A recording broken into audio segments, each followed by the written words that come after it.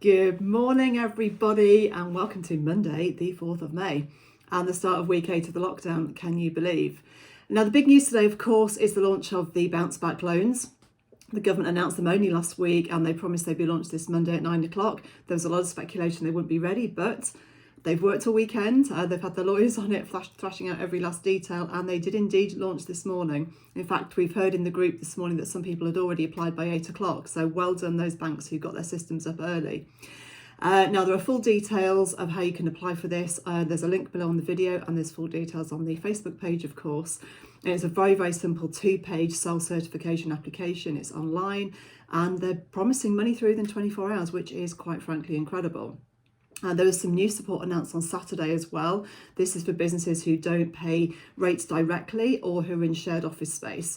It also covers market traders and some small charities. We don't have any more detail on that yet, and that is expected in the next few days. Obviously, we'll let you know as soon as we hear on that.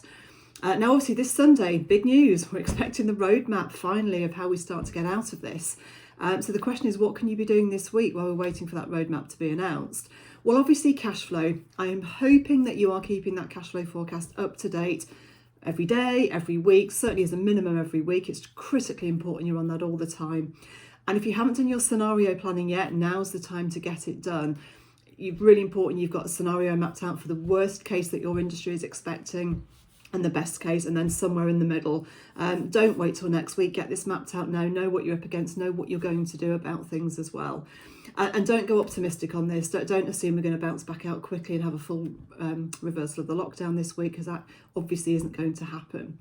Now, there's a nifty tool I found on the HMR website at the weekend. Again, I'll put the link below here.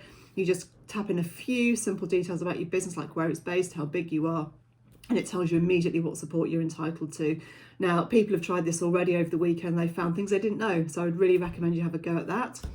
Now, obviously, the press is full of the R word, isn't it? Everywhere you talk, everywhere you look, how big is it going to be? How deep is it going to be? How long is it going to go on? If it's going to be V, W, L shape. Now, here's the thing. Please don't get sucked into recession obsessing. It's hugely important that we only focus on what we can change and what we can impact. None of us can individually change the recession or what's going to happen, except we can. If you get sucked into it, it's going to change how you think and how you feel. And that is then directly going to impact on what action you do or don't take, because how you think and feel affects everything we do. It'll affect your confidence. It'll affect your willingness to go out there and even try. And it really matters. We are, as business owners, we have the power collectively and individually to change how the economy looks. If we all stay positive and we take action and we get out there and make change and do whatever we need to do, we can shift the needle. We can change how this turns out. And we as small business owners employ almost all of the country. So we really can make a difference. It's not all down to big companies and the big banks. So please keep that in mind this week. Don't get sucked into the doom and gloom. Focus on what you personally can change and make a difference to. And you know what? Get inspired by the government. And I never thought I'd say I'd been inspired by the government. My pet beef has always been the fact that governments don't demonstrate any semblance of leadership as we understand it in the modern world.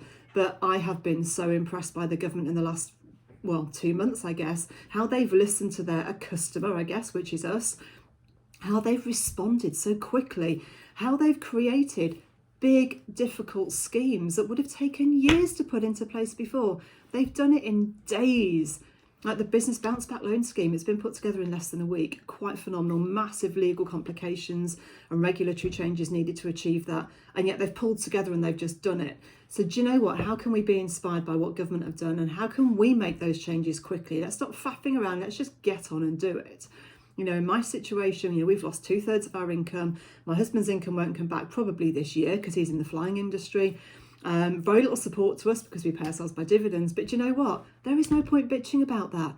I've taken this chance to say, do you know what? Launching my academy has been my dream for 5 years. Now is my time to do it. So crack on, focus on the positive. Don't assume there's going to be a terrible economy out there. Just get on and build the damn thing, because that's the one thing I can control right now. I can't control the other stuff. I can't control the aviation industry. So just get out there, find whatever positives you can and just rebuild your business if that's what needs doing. Pivot, change, but don't give up, don't get depressed, don't get drawn into the recession thinking.